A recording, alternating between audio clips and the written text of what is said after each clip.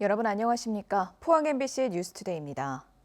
오늘 대구와 경북은 큰 추위 없이 기온도 어제보다 높겠습니다. 한편 곳에 따라 비 또는 눈이 예상되는데요. 자세한 날씨 유하경 기상캐스터가 전해드립니다. 당분간 평년 수준을 웃도는 날씨가 예상됩니다. 오늘 아침 기온 대부분 지역에서 영상권으로 회복했는데요. 현재 대구의 기온 5도로 어제보다 높게 출발합니다. 낮에도 최고 11도에서 12도 안팎 보이겠고요. 내일은 아침 기온이 다시 낮아져 일교차가 크게 벌어지겠습니다. 당분간 기온 변화가 커 건강관리 잘해주시기 바랍니다. 오늘 비 또는 눈이 내리는 곳도 있겠습니다. 오늘 아침까지 대구와 경북에는 빗방울이, 경북 중북부 내륙과 경북 북동 산지에는 눈이 조금 날리겠고요. 오늘 늦은 오후부터 내일 새벽까지 경북 동해안에는 비가 내릴 전망입니다. 한편 오늘 공기질이 좋지 않습니다. 대구의 미세먼지는 오늘 나쁨 수준, 경북은 보통 수준으로 공기질이 탁하겠고요. 마스크를 착용하시는 등 호흡기 관리에 유의하시기 바랍니다. 당분간 평년 기온을 웃돌며 기온 변동이 작겠고요. 이번 주 계속해서 낮과 밤의 기온차가 크게 벌어져 옷차림 잘해주셔야겠습니다. 날씨였습니다. 경주역 이용객이 급증하면서 겪었던 만성적인 표 부족 현상이 이달 말부터는 다소 해소될 것으로 보입니다. 서울을 오가는 KTX 이음 운행이 크게 늘어나고 동해안 라인에도 새롭게 고속열차가 투입됩니다. 박성아 기자입니다. 올해 경주역 이용객은 역대 최고치를 경신했습니다. 지난 2021년 2,900여 명이던 경주역 하루 KTX 이용객 수는 올해 10월 기준 7,000명을 넘어 150% 가까이 늘었습니다. 특히 공휴일과 휴가철이면 어김없이 매진 행렬이 이어져 증편 요구가 빗발쳤습니다. 오는 30일부터는 경주역을 지나는 KTX 이음이 확대됩니다. 경주에서 청량리를 오가는 열차는 주말 18회, 주중 16회로 늘어나고 이 가운데 8회는 서울까지 운행됩니다. 만성적인 좌석난을 다소 해소하고 서울로 향하는 선택지도 넓어질 것으로 기대됩니다. 경주시를 찾는 관광객들의 불편도 조금 해소가 될 것으로 판단되고 서울이나 이쪽으로 가시는 이제 시민들의 불편도 좀 해소될 것으로. 동해안 라인에도 KTX 이음이 본격 투입됩니다. 포항 강릉 구간이 2시간 20분대로 단축되고 포항 울진 55분대, 포항 영덕은 20분 안팎으로 줄어듭니다. 경북 동해안 전역이 1시간대 생활권으로 묶이고 영덕 울진의 접근성도 높아지는 겁니다. 다만 적은 운행 횟수와 애매한 배차 간격 탓에 관광객 유입 효과가 얼마나 클지는 조금 더 지켜봐야 한다는 지적도 나옵니다. 올 한 해 경북 동해안의 교통 환경이 크게 개선된 가운데 지역 경제에 어떤 변화를 가져올지 관심이 쏠리고 있습니다. MBC 뉴스 박성아입니다. 이상 기상 현상이 잦아지면서 농업 현장에서는 보다 정확하고 빠른 기상 정보가 절실해지고 있는데요. 반경 30m 단위로 지역별, 농장별 상황에 맞는 기상 예측을 제공하는 서비스가 전국으로 확대됩니다.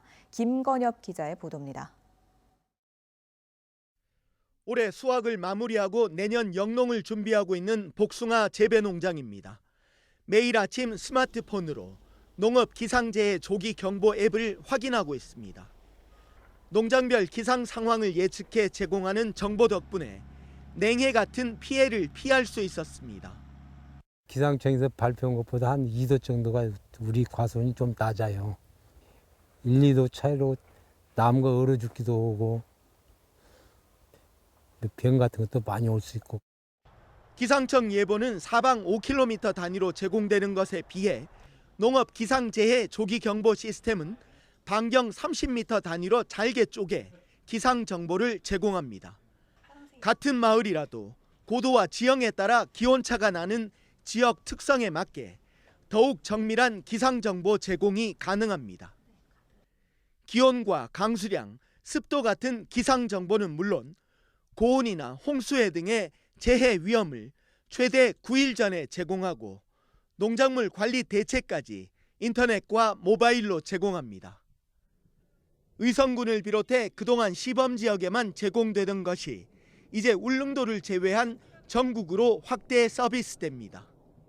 지자체에서 진행하고 있는 새해 농업인 교육 프로그램과 연계를 해서 저희들의 시스템을 소개하고 또한 가입하는 그런 절차들을 안내를 할 거고요. 농촌진흥청은 전국 확대와 함께 적용 대상 작목을 더 늘리고 인공지능 같은 최신 기술을 활용해 예측의 정확도도 높일 계획입니다. MBC 뉴스 김건엽입니다. 저출생과의 전쟁 3년 차를 맞이하는 경상북도가 단기성 중복 사업을 정리하고 돌봄과 주거 중심으로 정책 방향을 재편합니다. 경상북도는 150개 과제를 120개로 줄이고 예산은 4천억 원으로 400억 원 늘렸습니다. 구체적으로 24시의 돌봄 K보듬 확대, 방학 돌봄 공백 해소, 공공임대주택과 신혼부부 주거 지원 등 생활 밀착형 사업에 예산을 집중 투입합니다. 불을 끄는 소방대원들은 종종 현장에서 숨지거나 다치기도 하는데요. 이런 일이 발생하지 않도록 실제 화재 현장과 비슷한 환경에서 훈련할 수 있는 시설이 생겼습니다.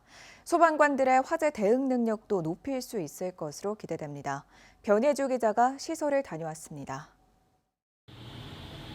방화복을 입고 산소 마스크를 쓴 소방대원들이 컨테이너에 모여 앉았습니다. 앞으로는 시뻘건 불이 타오릅니다. 천장을 따라 불길이 굽이치고 시커먼 연기가 밀어닥칩니다. 순식간에 한 치 앞을 보기 어려운 상황.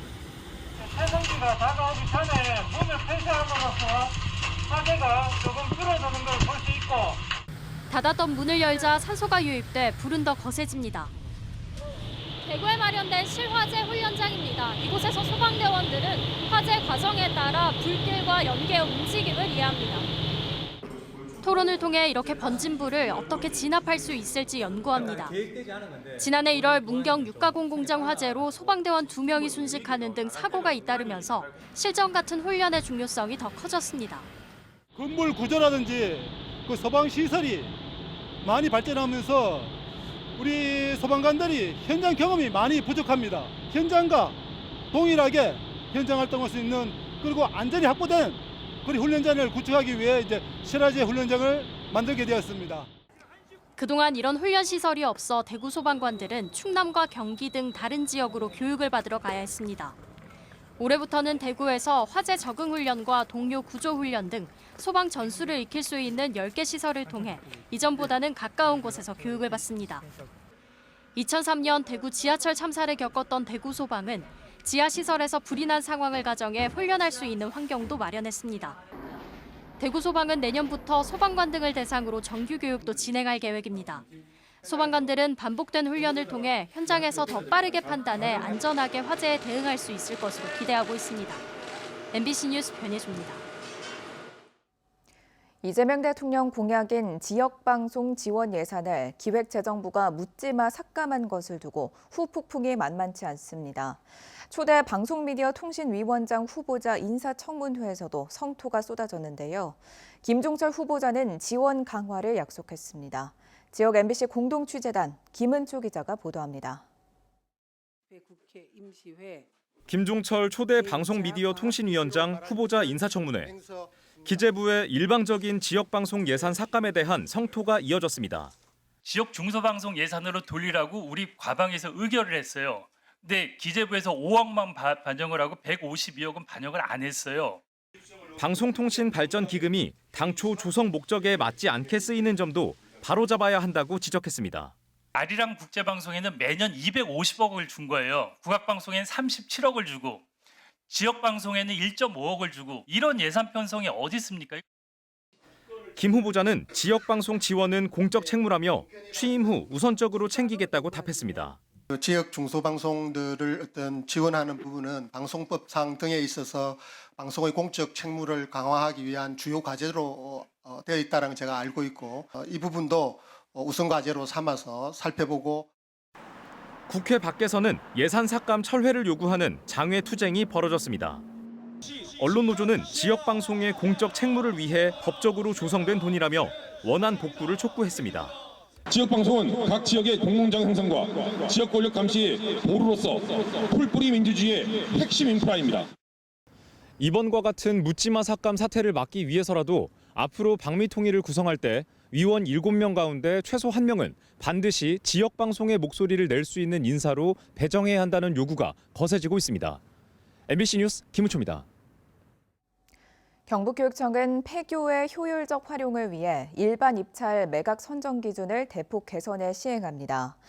지역 주민 동의 범위를 읍면동에서 폐교 소재 리 단위까지 선택하도록 하고 매각 가능 미활용 기간도 5년에서 2년으로 줄였습니다.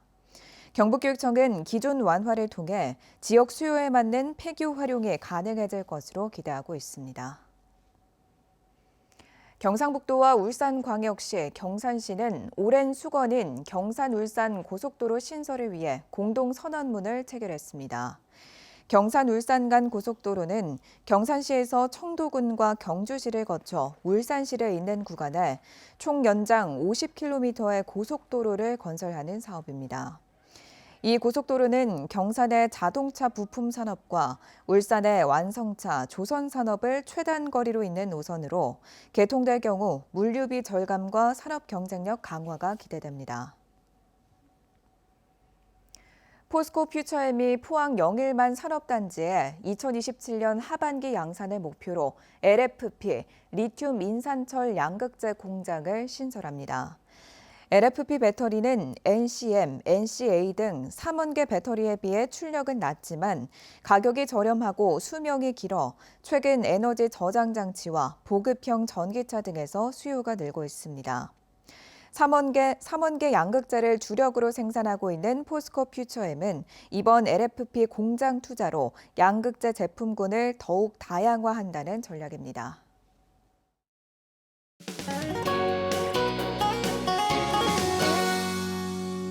당분간 평년 수준을 웃도는 날씨가 예상됩니다. 오늘 아침 기온 대부분 지역에서 영상권으로 회복했는데요. 현재 대구의 기온 5도로 어제보다 높게 출발합니다.